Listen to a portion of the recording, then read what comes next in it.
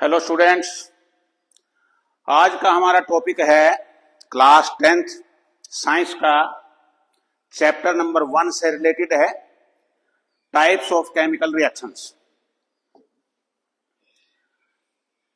तो हमारे पास total 11 type की रिएक्शंस हैं। कॉम्बिनेशन रिएक्शन, डीकंपोजिशन रिएक्शंस, इन सभी रिएक्शंस को हम करेंगे। ये दोनों रिएक्शंस आपस में एक दूसरे से अपोजिट है। डिस्प्लेसमेंट, डबल डिस्प्लेसमेंट, ये भी थोड़ा एक दूसरे से रिलेटेड है। ऑक्सीडेशन, रिडक्शन, और जहां ये दोनों रिएक्शन हो वो रिडॉक्स, ये तीनों इनका एक ग्रुप है। एक्सोथर्मिक, एंडोथर्मिक, ये एक दूसरे के अपोजिट है। और न्यूट्रलाइजेशन और प्रेसिपिटेशन। तो 11 टाइप के रिएक्शंस आज के हम वीडियो में करेंगे।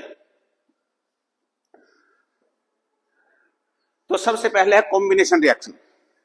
नाम से ही पता है कंबाइन करना।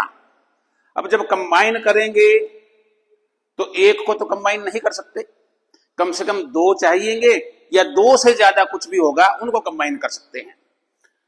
तो केमिकल रिएक्शन इन विच 2 और more than 2 substances combine to form a new substance is called combination reactions। यानी ऐसी रिएक्शन जिसमें हमें कंबाइन करना है, मिलाना है, ऐड करना है। किसको? या तो 2 होना चाहिए या मोर देन 2 सब्सटेंस होना चाहिए। C+O2 CO2, कार्बन और ऑक्सीजन 2 थे, कंबाइन होके सिंगल बन गया। बाद में जो सब्सटेंस बनेगा वो सिंगल बनेगा, ये कॉम्बिनेशन हो गया। H2+O2, हाइड्रोजन और ऑक्सीजन मिलके सिंगल बन गया सब्सटेंस H2O, कॉम्बिनेशन हो गया। CaO, calcium oxide plus water मिलके कैल्शियम हाइड्रोक्साइड बन गया, 2 से मिलकर सिंगल बन गया। हालांकि इसमें हीट भी रिलीज हुई है, लेकिन हीट कोई प्रोडक्ट उस तरह से नहीं काउंट करेंगे हम। तो 2 को कंबाइन करके सिंगल बन गया। ऐसे ही नाइट्रोजन और ऑक्सीजन मिल करके NO, नाइट्रोजन ऑक्साइड बना। तो 2 या 2 से ज्यादा एलिमेंट्स हो सकते हैं, कंपाउंड्स हो सकते हैं, वो मिल करके जब एक सिंगल प्रोडक्ट बनाएंगे तो उसको हम कहेंगे कॉम्बिनेशन रिएक्शन।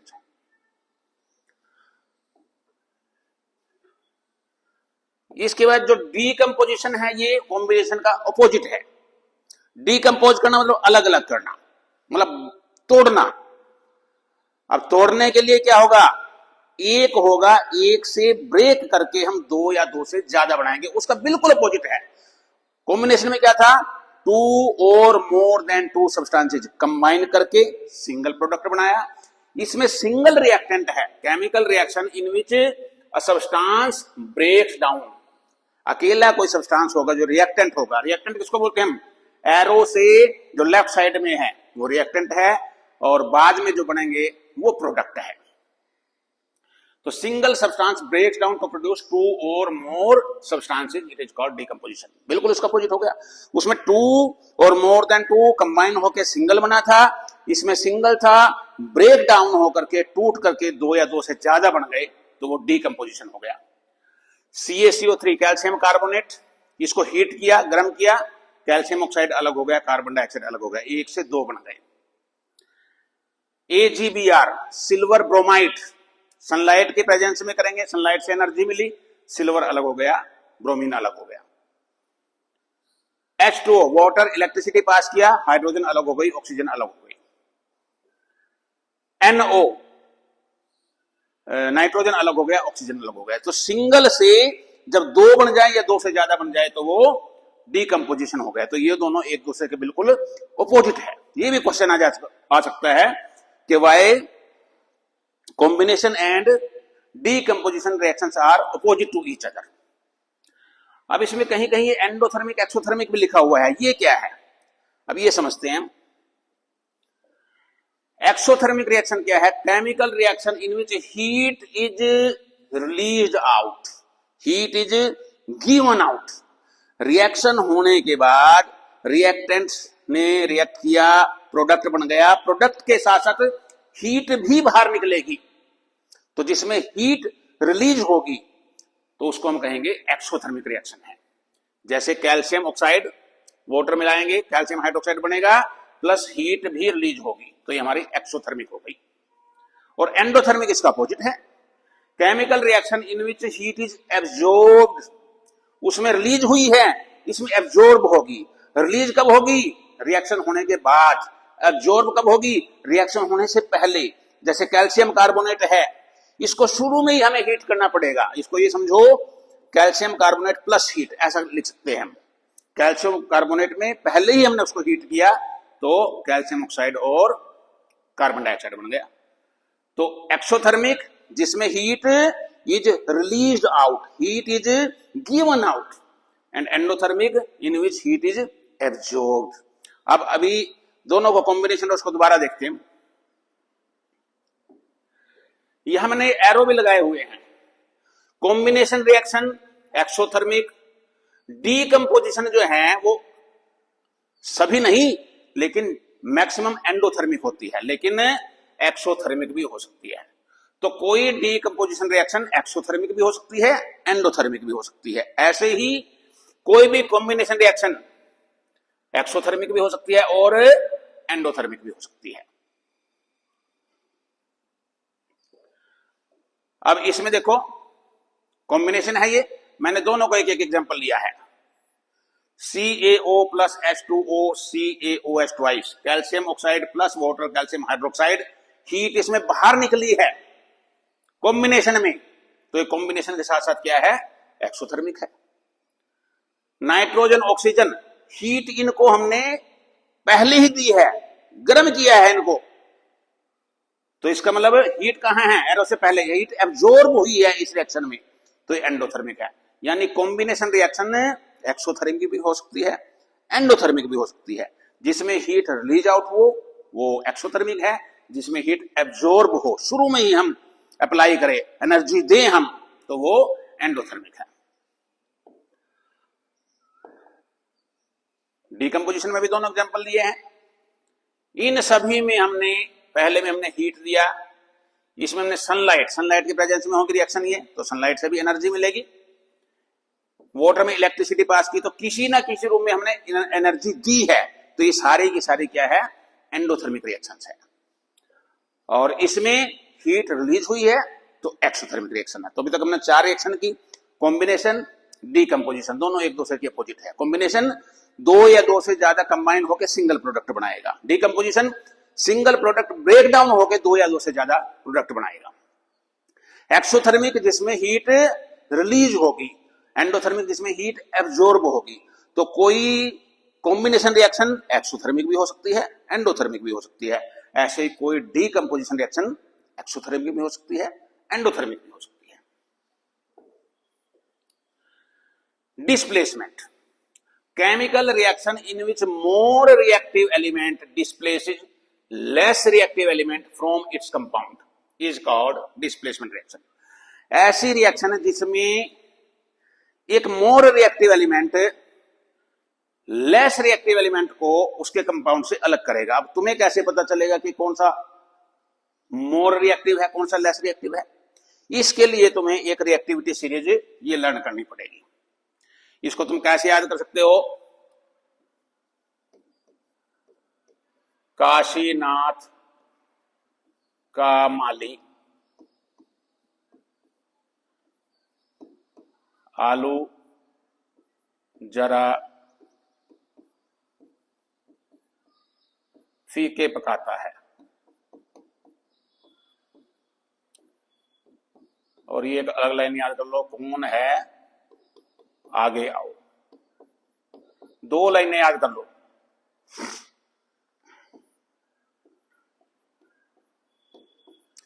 काशीनाथ का माली आलू जरा फीके पकाता है।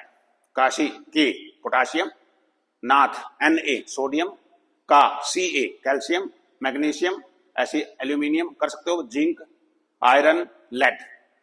ये कौन है आगे आएगा। कौन की स्पेलिंग ज्यादा चक्कर में पड़ना, CO को कौन मानना है, कौन है HG, AG आगे AU। बस 2 लाइनें याद करो। अब इसमें क्या है, जो ऊपर है एलिमेंट वो ज्यादा रिएक्टिव है, जो नीचे है वो लेस रिएक्टिव है। यानी पोटाशियम सबसे ज्यादा रिएक्टिव है, सोडियम उससे कम रिएक्टिव है, कैल्शियम उससे कम रिएक्टिव है, करते करते करते करते सिल्वर और गोल्ड सबसे कम रिएक्टिव है। इसका यूज कैसे करना है? डिस्प्लेसमेंट क्या कहा कि more reactive element less reactive element को डिस्प्लेस करेगा, कहां से? उसके कंपाउंड से। अब इस रिएक्शन में देखो कंपाउंड कौन सा है? ये कंपाउंड है, ये तो सिंगल एलिमेंट है। कंपाउंड जिसमें एक से ज्यादा एलिमेंट हो, ये कंपाउंड है। अब मोर रिएक्टिव एलिमेंट जो सिंगल एलिमेंट है जो ओनली, वो ज्यादा रिएक्टिव होना चाहिए। अब सीरीज में ये देखना है कि FeCu से ऊपर है या नीचे है। FeCu से ऊपर है, इसका मतलब Fe ज्यादा रिएक्टिव है। तो अगर ज्यादा रिएक्टिव है तो वो डिस्प्लेस कर देगा। तो Fe ने क्या किया, ये जो CuSO4 था इसमें से Cu को डिस्प्लेस कर दिया, अलग कर दिया। तो ये हो गया डिस्प्लेसमेंट रिएक्शन। ZnCuSO4 दोबारा चेक करो, Zn कहां है? Cu से ऊपर है। तो Zn क्या है? मोर रिएक्टिव एलिमेंट है। मोर रिएक्टिव एलिमेंट ने लेस रिएक्टिव एलिमेंट को उसके कंपाउंड से अलग कर दिया। ये कंपाउंड था CuSO4 से अलग करके अलग रख दिया। तो ये डिस्प्लेसमेंट है। Fe और H2, Fe देखो H से ऊपर है, तो आयरन ने H2SO4 में से H2 को अलग कर दिया। अब ये देखो CuFeSO4, Cu इसमें अकेला एलिमेंट है। Cu अकेले को चेक करना है, जो सिंगल एलिमेंट है, कंपाउंड नहीं। Cu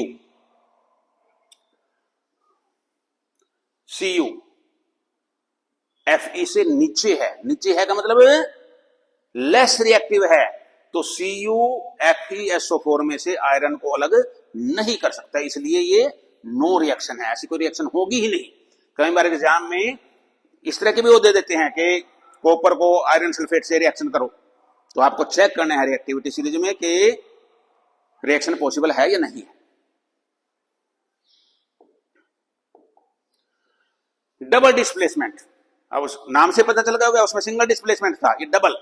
तो chemical reaction in which to substances exchange there atoms और आयंस टू फॉर्म प्रोडक्ट्स। दो सब्सटेंस है, दोनों अपने आयंस को एक्सचेंज करेंगे। सोडियम के साथ सल्फेट है, बेरियम के साथ क्लोराइड है या क्लोरीन है कहिए, तो सल्फेट सोडियम से हटके बेरियम के साथ चला गया और क्लोरीन बेरियम से हटके सोडियम के साथ, दोनों ने अपने आयंस को, अपने एटम्स को एक्सचेंज कर लिया। तो दोनों ने एक्सचेंज किया, इसलिए डबल डिस्प्लेसमेंट है। Silver nitrate, sodium chloride, nitrate silver से हटके सोडियम के साथ चला गया और क्लोराइड या क्लोरीन सोडियम से हटके कहां चली गई? सिल्वर के साथ चली गई। तो ये डबल डिस्प्लेसमेंट है। अब एक और रिएक्शन है प्रेसिपिटेशन, ये मैंने इसके साथ ही क्यों रखी? Chemical reaction in which two soluble salts in aqueous solution, aqueous solution बोलते हैं कोई भी सॉल्यूशन जो पानी में बनाया गया हो।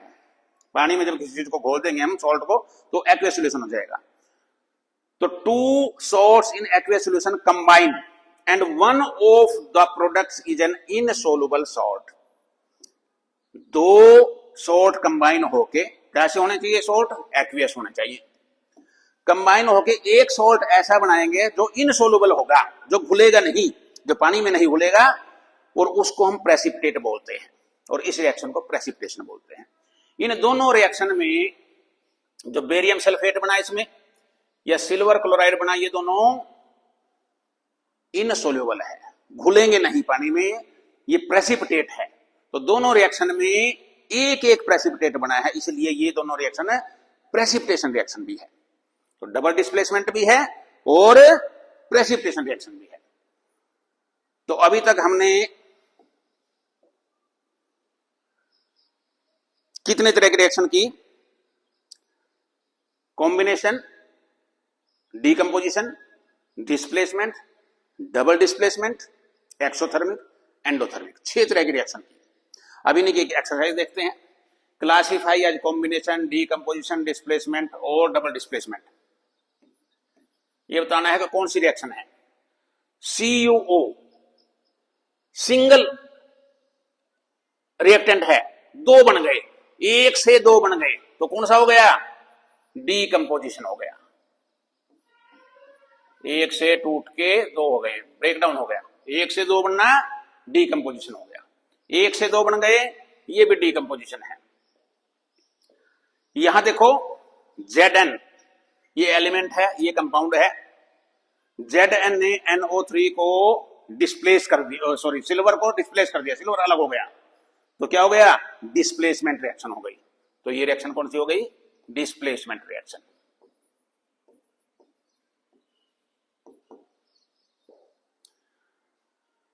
MgO प्लस C, कार्बन ने ऑक्सीजन को मैग्नीशियम को अलग कर दिया, समझो मैग्नीशियम को डिस्प्लेस कर दिया, तो ये भी क्या हो गई, डिस्प्लेसमेंट हो गई। यहां चेक कीजिए, नाइट्रेट निकल के साथ था, सोडियम के साथ आ गया, हाइड्रोक्साइड सोडियम के साथ था, निकल के साथ आ गया, एक्सचेंज ऑफ आयंस हो गया दोनों ने, तो कौन सा हो गया, ये डबल डिस्प्लेसमेंट हो गया।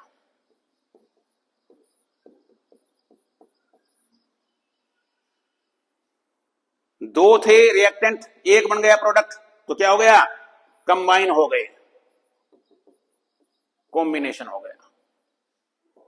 सिंगल था, दो बन गए, तो क्या हो गया, डीकंपोजिशन हो गया। तो इस तरह से हम चेक कर सकते हैं कि किस टाइप की रिएक्शन है।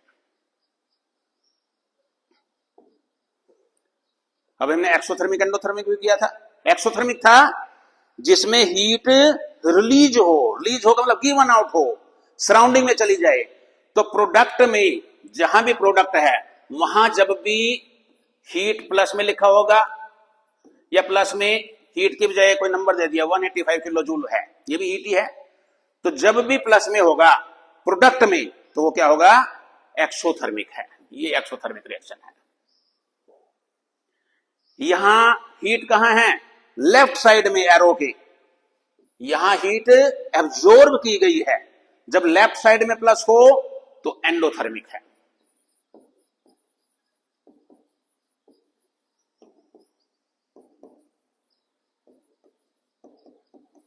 इसमें क्या है भाई, इसमें माइनस है।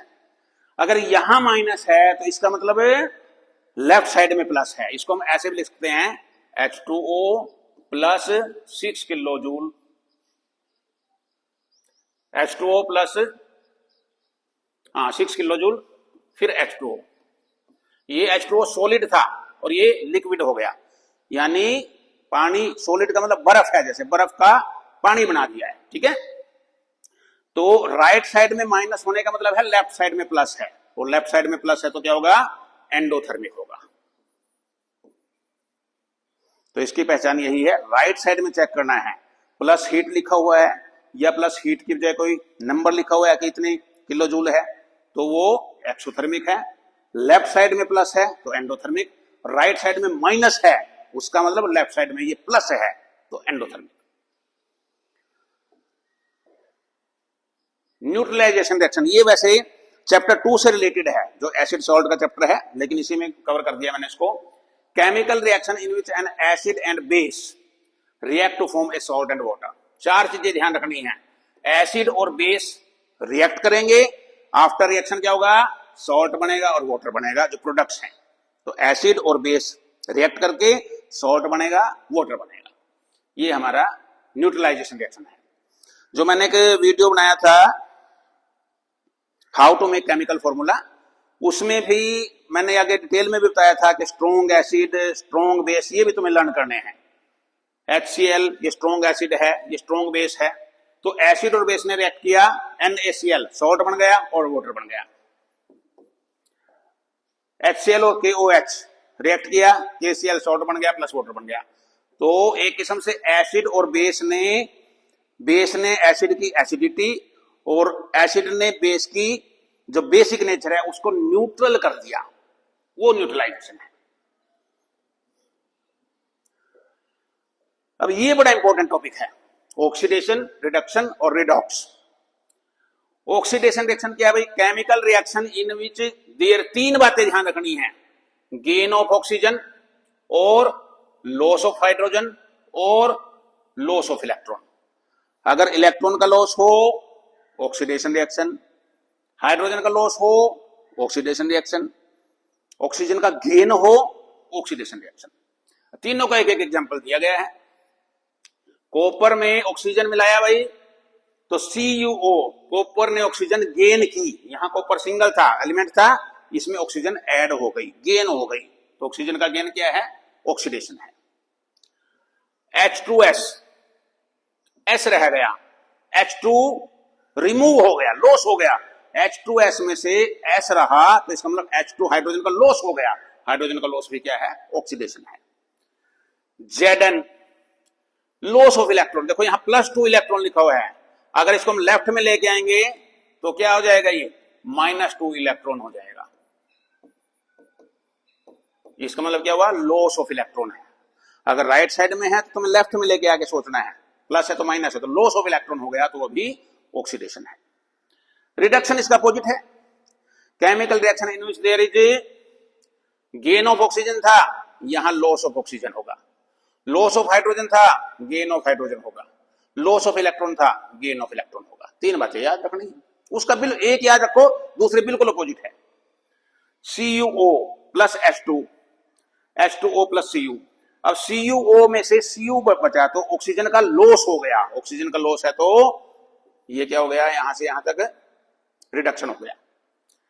H2Cl2, हाइड्रोजन, क्लोरीन में हाइड्रोजन ऐड हो गई, गेन ऑफ हाइड्रोजन हो गया, रिडक्शन है। और ऐसे ही गेन ऑफ इलेक्ट्रॉन है, Zn, ये आयन थे, इसने इलेक्ट्रॉन लिए हैं, गेन किया है तो रिडक्शन हो गया। ये सबसे इंपॉर्टेंट है। रिडॉक्स कहां से आया नाम? ये रिडक्शन का पहले 3 लेटर लेने हैं, RED, और ऑक्सीडेशन के पहले 2 ऑक्स। तो RED रिडक्शन से लिया और OX ऑक्सीडेशन से लिया, तो इससे बन गया रिडॉक्स रिएक्शन, जिसमें रिडक्शन और ऑक्सीडेशन दोनों हो। Chemical reaction which shows both oxidation and reduction, दोनों हो। अब ध्यान से देखो, इस रिएक्शन में दोनों रिएक्शन है, CuO plus H2, H2O plus Cu। यहां से यहां तक चेक कीजिए, CuO था, Cu रह गया, ऑक्सीजन का क्या हो गया? लॉस हो गया, और लॉस ऑफ ऑक्सीजन क्या है? रिडक्शन है। H2 से H2O बन गया, गेन ऑफ ऑक्सीजन हो गया, ऑक्सीजन ऐड हो गया इसमें, तो ये ऑक्सीडेशन है। इस रिएक्शन में ऑक्सीडेशन भी है, रिडक्शन भी है, इसलिए ये क्या है? रिडॉक्स रिएक्शन है। PbO, Pb, loss of oxygen, oxygen खत्म हो गया, लॉस ऑफ ऑक्सीजन है, रिडक्शन। कार्बन में ऑक्सीजन ऐड हो गया, गेन ऑफ ऑक्सीजन, ऑक्सीडेशन, दोनों है तो रिडॉक्स है। अब एक बात ध्यान रखनी है, इस तरह का क्वेश्चन जरूर आ सकता है, कोई रिएक्शन देंगे, इसमें आपको 4 चीजें पूछी जा सकती है कि किस सब्सटेंस का ऑक्सीडेशन हुआ, which substance is oxidised, which substance is reduced, and which is oxidising agent and which is reducing agent. तो इसमें देखो, CuO से Cu बना, लॉस ऑफ ऑक्सीजन, रिडक्शन हो गया।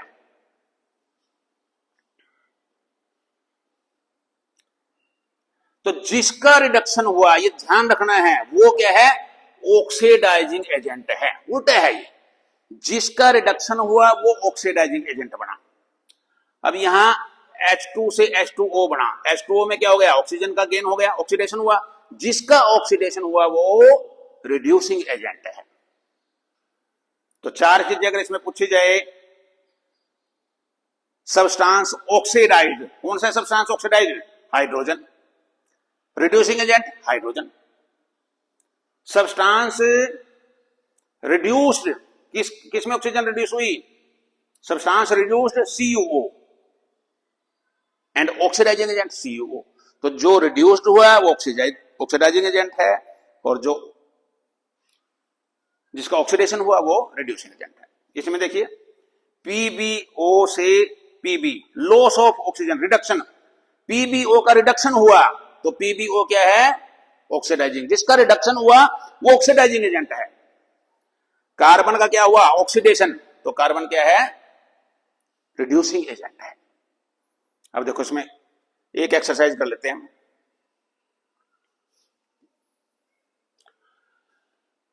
नेम द सब्सटेंस ऑक्सीडाइज, 4 चीजें बतानी है, कौन सा सब्सटेंस ऑक्सीडाइज हुआ या कौन सा सब्सटेंस रिड्यूस हुआ, कौन सा ऑक्सीडाइजिंग एजेंट है, कौन सा रिड्यूसिंग एजेंट है। ये मैंने इकट्ठा लिख दिया, जो सब्सटेंस ऑक्सीडाइज होगा वही रिड्यूसिंग एजेंट होगा और जो सब्सटेंस रिड्यूस होगा वही ऑक्सीडाइजिंग एजेंट होगा, ध्यान रखना है। ऑक्सीडेशन क्या था, गेन ऑफ ऑक्सीजन और लॉस ऑफ हाइड्रोजन। रिडक्शन क्या था, loss of oxygen and gain of hydrogen. अब इसमें चेक करो,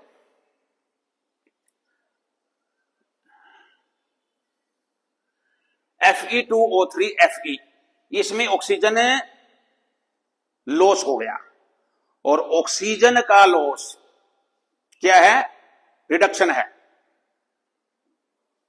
तो इसका मतलब कौन सा सब्सटेंस रिड्यूस हुआ, Fe2O3, ये रिड्यूस हो गया और जो रिड्यूस हुआ वही ऑक्सीडाइजिंग एजेंट है। CO से C के साथ कार्बन के साथ एक ऑक्सीजन था, अब 2 हो गए, ऑक्सीजन का गेन हो गया। ऑक्सीजन का गेन क्या है, ऑक्सीडाइज। तो कौन ऑक्सीडाइज हुआ, CO ऑक्सीडाइज हुआ और जो ऑक्सीडाइज हुआ वही क्या है, रिड्यूसिंग एजेंट है। इसमें चेक करो, मैग्नीज डाइऑक्साइड था भाई, मैग्नीज हो गया, ऑक्सीजन का लॉस हो गया। ऑक्सीजन का लॉस क्या है, ऑक्सीजन का लॉस रिड्यूस्ड है, तो कौन रिड्यूस हुआ, MnO2। ये सब्सटेंस रिड्यूस्ड है और जो सब्सटेंस रिड्यूस्ड है वही क्या है, ऑक्सीडाइजिंग एजेंट है। एल्यूमिनियम, ऑक्सीजन का गेन हो गया, ऑक्सीजन का गेन क्या है, ऑक्सीडाइज है, तो एल्यूमिनियम इसमें क्या हो गया, सब्सटेंस ऑक्सीडाइज और जो ऑक्सीडाइज हुआ सब्सटेंस वही रिड्यूसिंग एजेंट है। H2S, S रह गया, हाइड्रोजन का लॉस हो गया, लॉस ऑफ हाइड्रोजन, कहां है लॉस ऑफ, ये लॉस ऑफ हाइड्रोजन, तो लॉस ऑफ हाइड्रोजन क्या है, ऑक्सीडाइज, तो H2S क्या हो गया, ऑक्सीडाइज हो गया और जो ऑक्सीडाइज है वही रिड्यूसिंग एजेंट है। SO2, इससे भी S बना, ऑक्सीजन SO2 S रह गया, ऑक्सीजन का लॉस हो गया और ऑक्सीजन का लॉस क्या है, रिडक्शन, तो SO2 क्या हो गया, ये रिड्यूस्ड हो गया और जो रिड्यूस्ड हुआ वही ऑक्सीडाइजिंग एजेंट है। PbO से Pb, लॉस ऑफ ऑक्सीजन हो गया, लॉस ऑफ ऑक्सीजन क्या है, रिडक्शन है, तो PbO का रिडक्शन हो गया और जिसका रिडक्शन हुआ वही क्या है, ऑक्सीडाइजिंग एजेंट है। C से CO2 बना, ऑक्सीजन का गेन हो गया, ऑक्सीजन का गेन क्या है, ऑक्सीडेशन, तो कार्बन का क्या हो गया, ऑक्सीडेशन और जिसका ऑक्सीडेशन हुआ वही रिड्यूसिंग एजेंट है। इस तरह से आप इस एक्सरसाइज को कर सकते हो, आगे आपने अपने आप करने हैं, हर बार यही सोचना है, देख सकते हो, देखना है। CuO से Cu हो गया, लॉस ऑफ ऑक्सीजन हो गया और लॉस ऑफ ऑक्सीजन क्या है, रिडक्शन है, तो CuO इसका क्या हो गया, रिडक्शन हो गया और जिसका रिडक्शन हुआ वो ऑक्सीडाइजिंग एजेंट है। H2 में O मिल गया, गेन ऑफ ऑक्सीजन हो गया और गेन ऑफ ऑक्सीजन क्या है, ऑक्सीडेशन है, तो H2 का क्या हो गया, ऑक्सीडेशन हो गया और H2 ही इसका रिड्यूसिंग एजेंट है।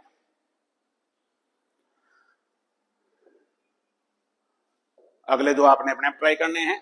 वीडियो अच्छा लगा और अभी तक सब्सक्राइब नहीं किया तो आपसे रिक्वेस्ट है कि इसको सब्सक्राइब कीजिए, बाकी लाइक कीजिए, शेयर कीजिए, समय हो तो कमेंट कीजिए। Thank you, thanks a lot.